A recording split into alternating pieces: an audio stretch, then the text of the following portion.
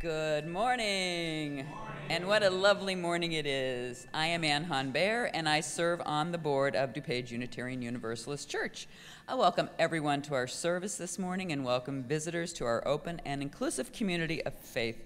As Unitarian Universalists, we hold that there are many spiritual paths to truth and meaning, and we support one another as we explore these paths.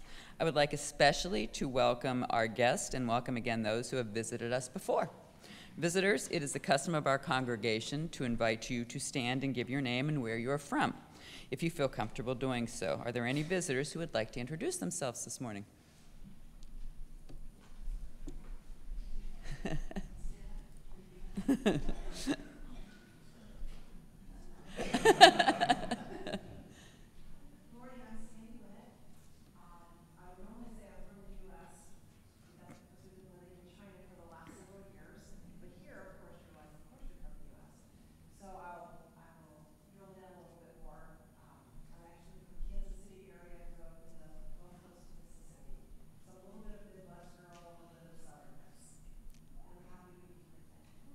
Welcome. I'm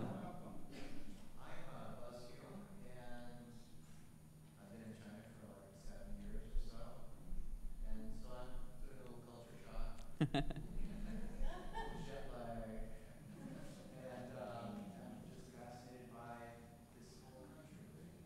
I'm from Chicago area, and glad to be here. Anyone else? Okay, welcome to everyone visiting today. Please join us after the service for coffee hour. We would like to have a chance to get to know you better.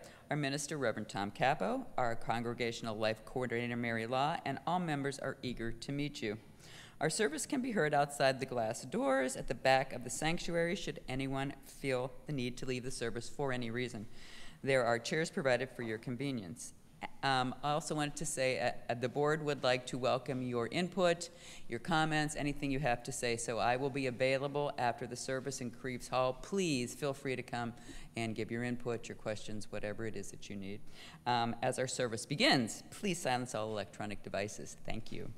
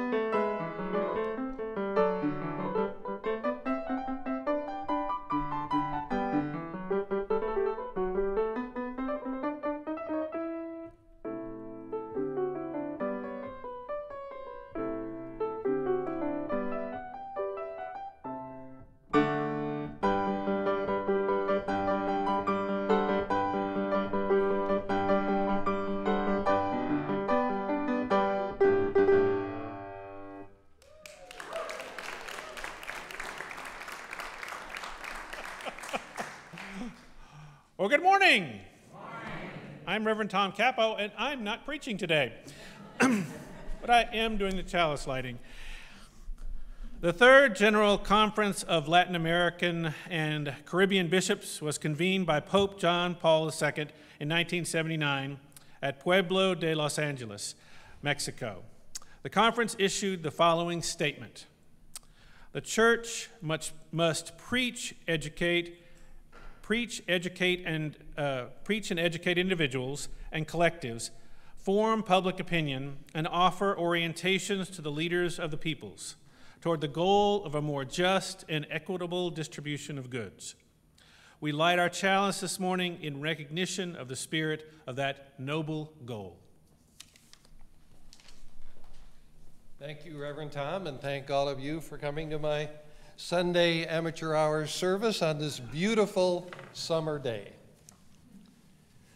I'm going to, as a member of the Sunday Services Committee, we sort of have an obligation to help with the Sunday service menu, and I volunteered.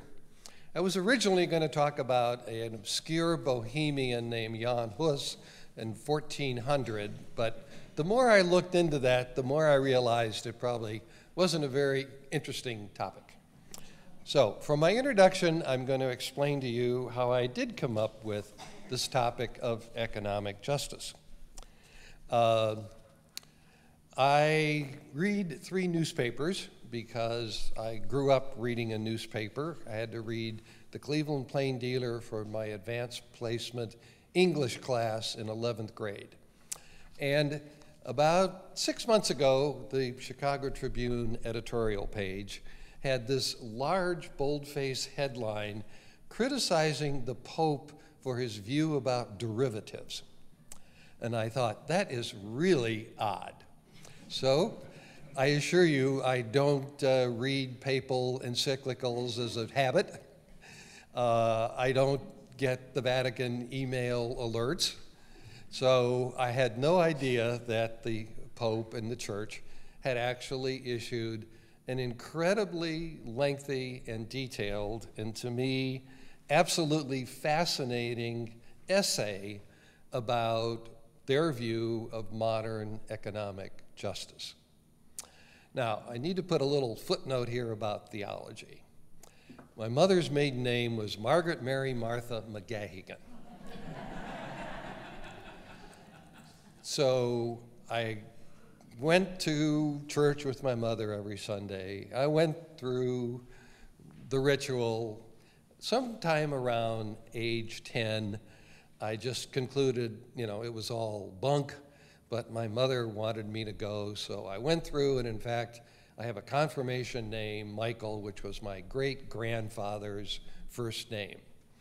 So, in terms of theology and religion, I want to be very clear about this.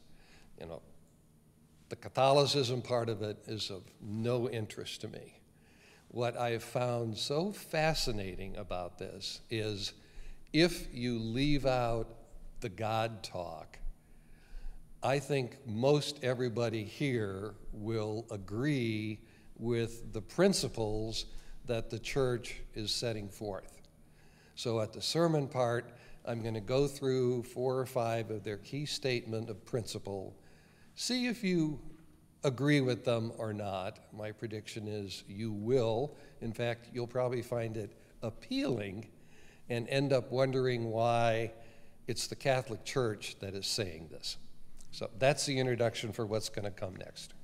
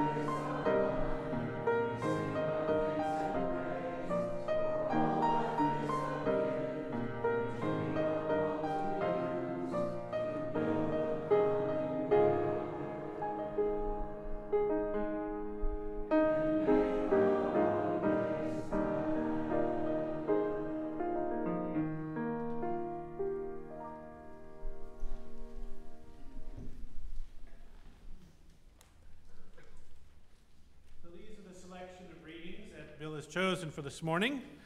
The first one is from Luke 12:15. Then Jesus said to them, "Watch out. Be on your guard against all kinds of greed.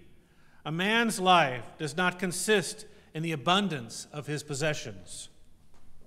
Money is such an important topic in the Bible that it is the main subject of nearly half of all the parables Jesus told. Bill, use the microphone, please. Oh, sure. Money is such an important topic in the Bible that it is the main subject of nearly half of the parables that Jesus is said to have told. In addition, 1 in every 7 verses in the New Testament deals with the topic of money. Biblical scholars who study such things do word counts.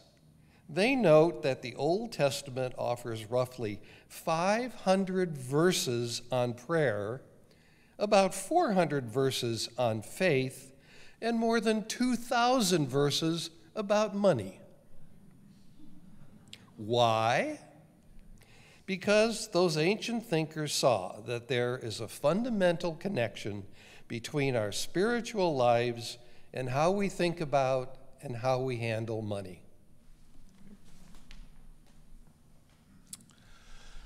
The white man knows how to make everything, but he does not know how to distribute it. These people have made many rules that the rich may break, but the poor may not. They take their tithes from the poor and weak to support the rich and those who rule. Sitting Bull, the Laco Sioux. My object in life is to dethrone God and destroy capitalism. There is only one way to kill capitalism: by taxes, taxes, and more taxes. Karl Marx. Democracy and socialism have nothing in common but one word: equality. But notice the difference. While democracy seeks equality in liberty, socialism seeks equality in restraint and servitude. Alexis de Tocqueville. We must face the fact that the preservation of individual freedom is incompatible with a full satisfaction of our views on distributive justice. Friedrich von Hayek.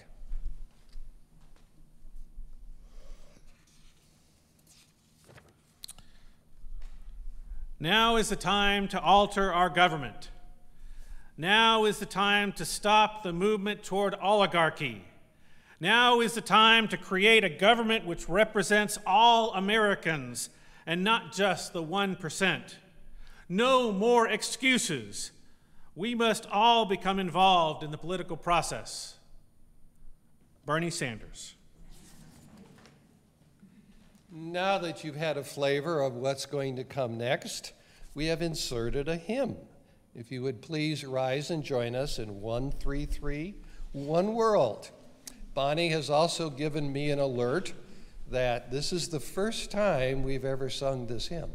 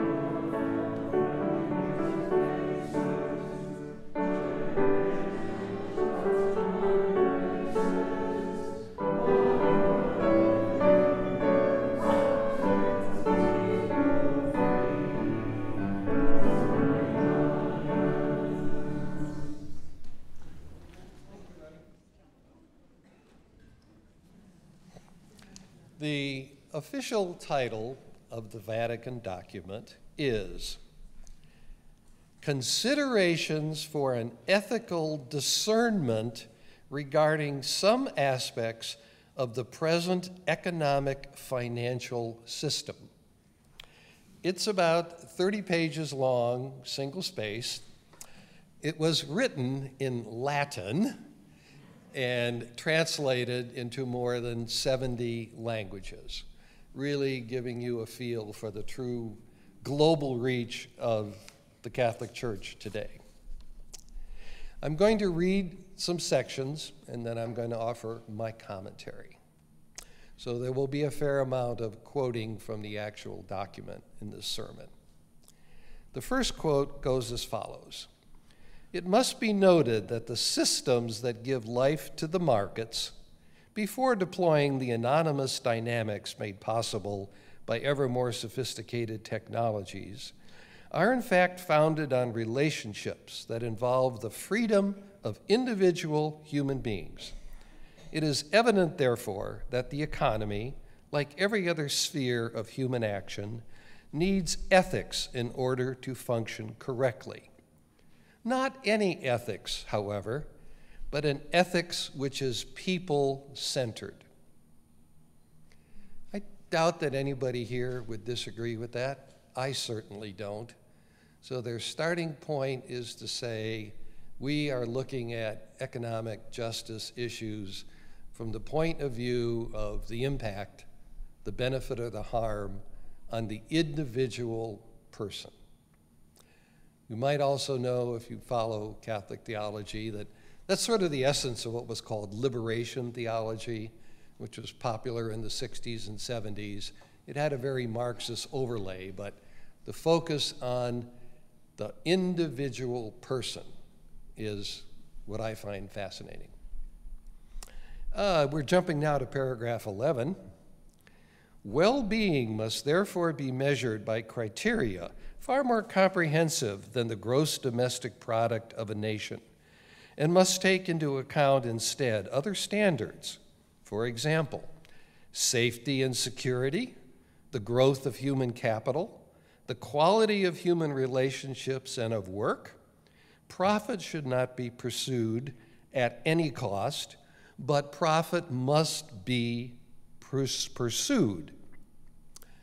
What I like about this is, as opposed to the standard left liberal critique, which really does want to throw the baby out with the bathwater, they're acknowledging the fact that the capitalist market economy has produced enormous benefits for all mankind in the last 150 years.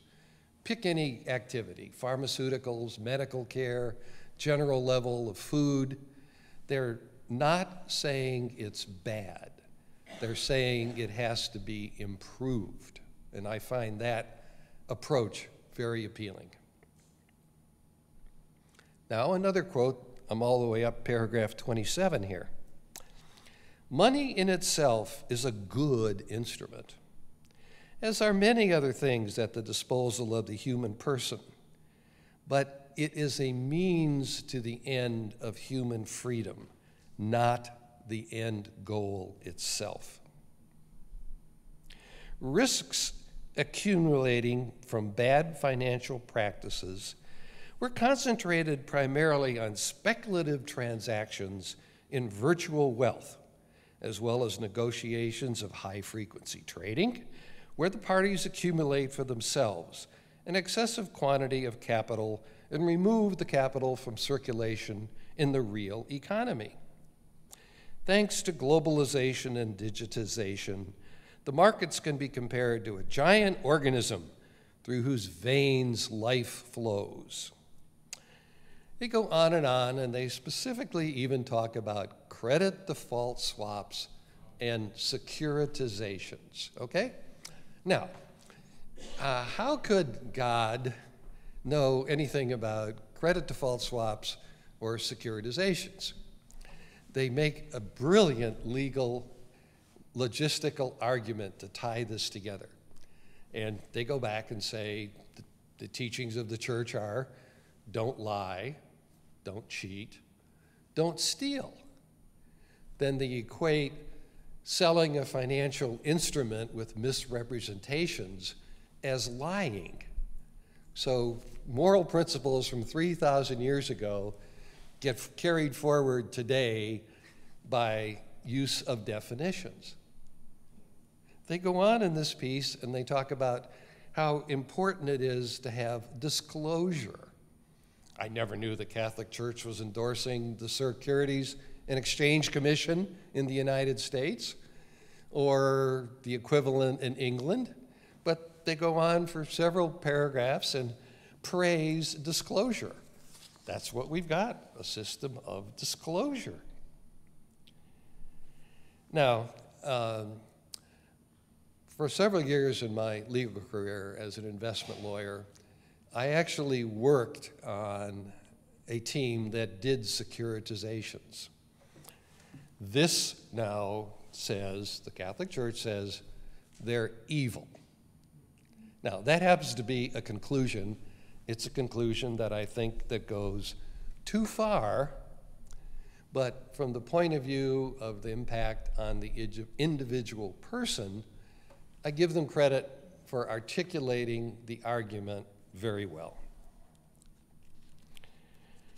Now, and finally, and here's a quote, down to paragraph 133 now. It becomes, therefore, quite evident how important a critical and responsible exercise of consumption and savings actually is.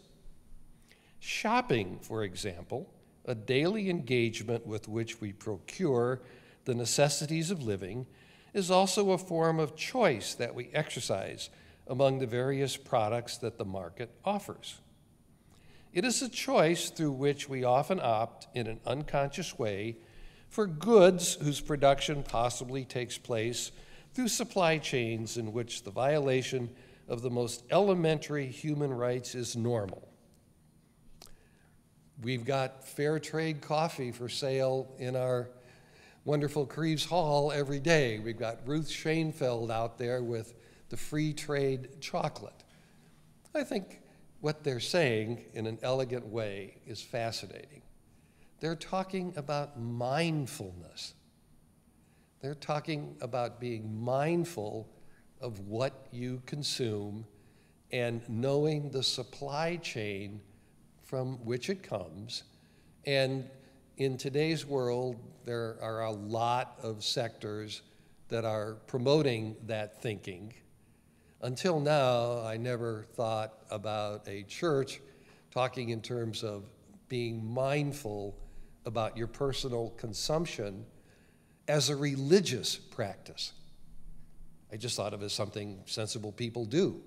They're trying to elevate it to a morality, to an actual consciousness of that sort of behavior being morally good and not doing it being morally bad. Going back to my quotes, they must also have the same considerations towards the management of their savings. For instance, directing them towards those enterprises that operate with clear criteria inspired by an ethics respectful of the entire human person and of every particular person within the horizon of social responsibility. We've got an endowment fund here at the church. It just so happens Steve Tewald is one of the founding members, and so am I, along with Kendall Gibbons.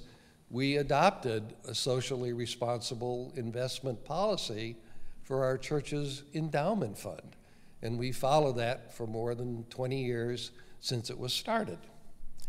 Ethical investing, how can you argue with it? So, I will not do any more quotations. I don't necessarily think I'm going to recommend you run home and download it and read it, which you can easily do. But the key point that I found so appealing, as opposed to the normal left liberal critique, they're not throwing the baby out with the bathwater. They're not saying tear down the system. They're saying ethics and consciousness can improve it, can make better use of what capitalism, the free market economy, does produce. So, that is my summary of a very interesting document. Now, I'm going to conclude this part by guiding you through a meditation. Usually the meditations around here are spiritual and personal, so today it's going to be a little different because I'm offering you a meditation on money and prosperity. Okay, you ready for this? I'm going to invite you to close your eyes. I'm going to invite you to relax your body. I'm going to invite you to listen to your breath. And I'm going to ask you to travel with me in thought. It is in giving that we receive. As we sow abundantly, we reap abundantly. As I give and share generously and abundantly, my life overflows with great financial and material prosperity.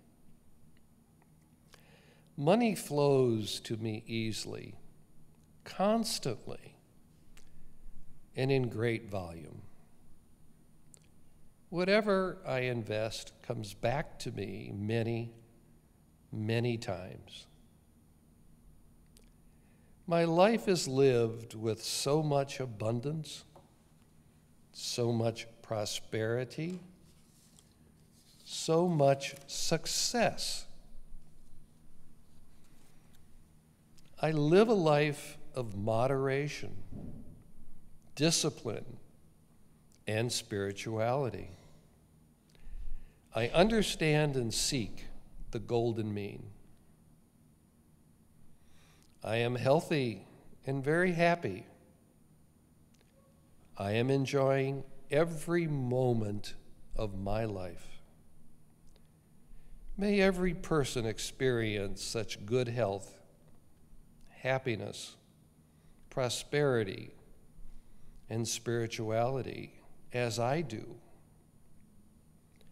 This is where you are at right now. Remember it. Now, imagine you are at your home. Your body is warming up, and the room at home is filled with a warm, golden light, like the evening sun illuminating huge oak trees in your backyard. Now, imagine money raining down on you. The money is adding up to millions and millions of dollars. It is filling your rooms. It is filling the rooms of your neighbors. There is enough for everyone. Imagine walking through your house filled with rooms of money, and all of it is yours. Are you now any happier than you were before?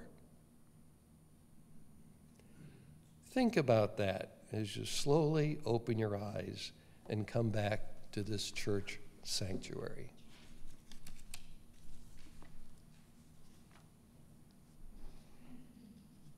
Thank you.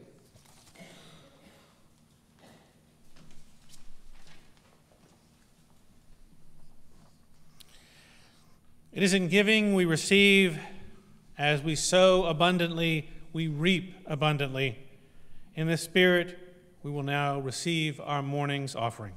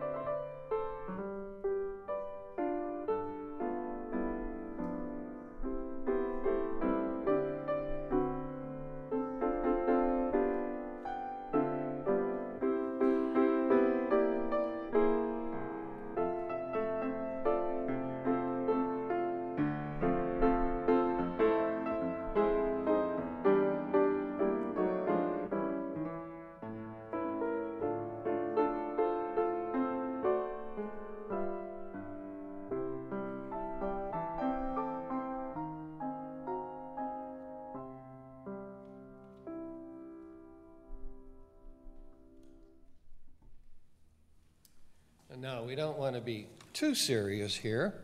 So can I have cartoon number 1, please?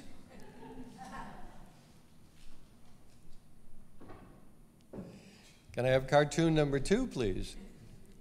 Give us time. Oh, go back to 1. They didn't read it, sorry. What's to read it, Bill? I've decided something. If I ever get to be a theologian, I'm going to be what they call a theologian in the marketplace. So you can reach the people? No, that's where the lettuce is. Pierce, are you really going to give away $1 billion? Of course. If I have a choice between hoarding money I don't need and helping millions of people, I choose helping. Wait, did he just make sense? Now you sort of have to read Zitz, the cartoon, to really get that. If you'll notice, following along, my closing words are, what sort of balance sheet should a monastery have? Way back a long time ago, like more than 50 years, when I was a sophomore at Wabash College, I was taking a theology course, and one of the things we did was spend 4 days at a Benedictine monastery. And we were paired up with an acolyte and spent the time with them. And it was the first time I'd ever been in a monastery and the first time I'd ever experienced that point of view.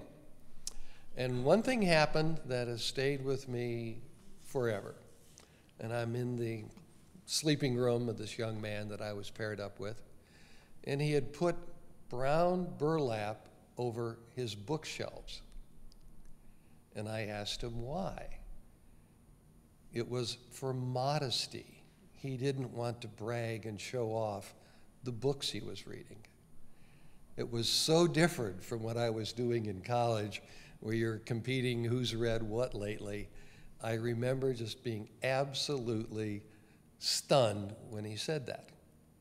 And that sort of piqued an interest in monasteries. And when we do European tours, Agnes, my wonderful wife in the back, will suffer through being dragged through a monastery on occasion because I find them interesting. And in particular, 3 years ago, I was in Hungary with a cousin of mine tracing our family lineage back, and I actually went to the monastery where a great uncle in about 1862 had been an acolyte. And this particular monastery had little one-room cottages that looked like a cheesy Michigan summer resort place. There were just little cottage after little cottage. Of course, they were made out of brick and stone and stucco. And I knew that I had a relative almost 200 years ago who had lived there.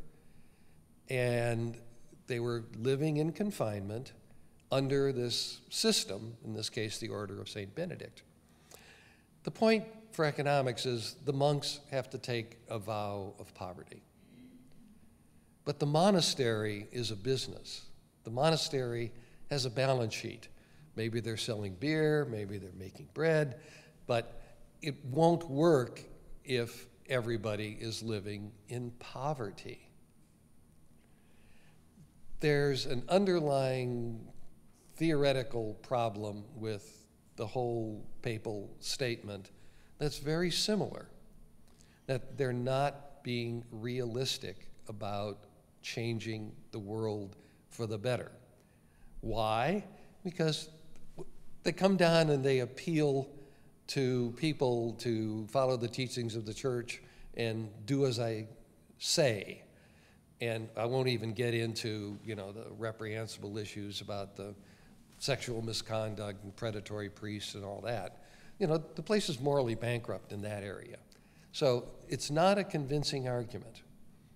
But what I do find convincing is the emphasis on individual freedom and the fact that things need to be improved in an evolutionary developmental sense, not in a revolutionary throw the baby out with the bathwater sense.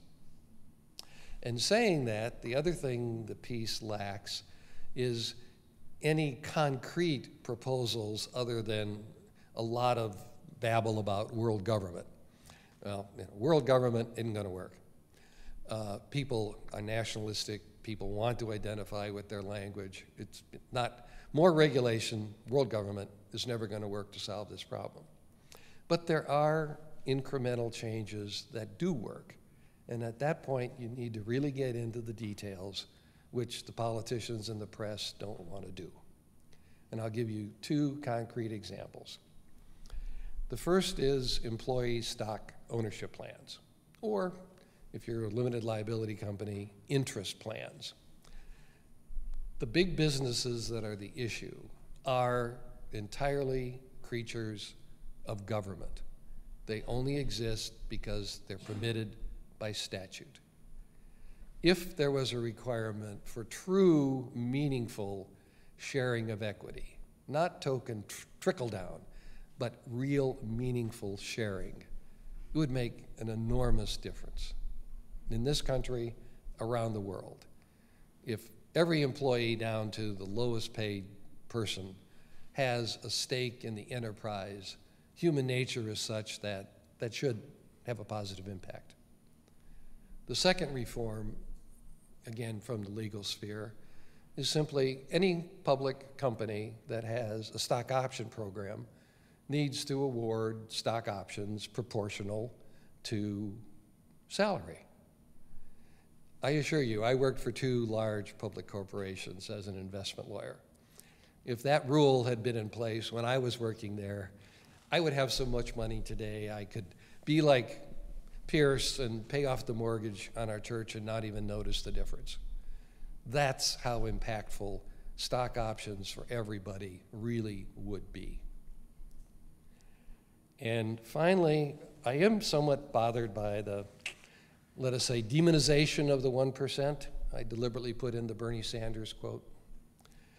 One of the aspects of that is it seems that the business leaders are the ones that get criticized.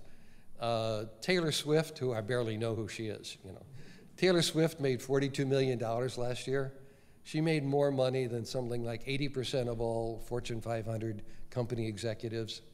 There are basketball players and baseball players that make in excess of $50, $100 million a year. It seems that the sports figures, the popular figures, don't get considered when you're hearing the 1% being demonized. And one of the virtues of this very thoughtful Catholic piece is it doesn't resort to that sort of, let us say, glib rhetoric to demonize the other just because they happen to be very rich. It really does talk about reform and improvement. So, in conclusion, I just recommend that anytime you are talking to a politician, your neighbors, friends around here, and you want a good reference for thoughtful thinking, it fits here. And the amazing thing is, I think most people here, most people who come to this church, really are very comfortable with the statement. And we talk about being non-creedal, not having a theology, but sometimes it's useful to have a written reference to refer to. So that's why I wanted to set this out today for your attention. I genuinely appreciate you coming. Thank you.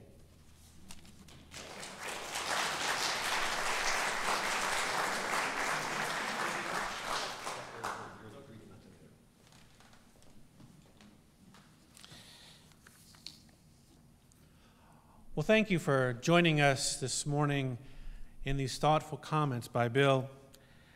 And I ask you now to leave this time with peace in your heart, with thoughts in your mind, and hopefully that you discuss some of the things that you heard today and let them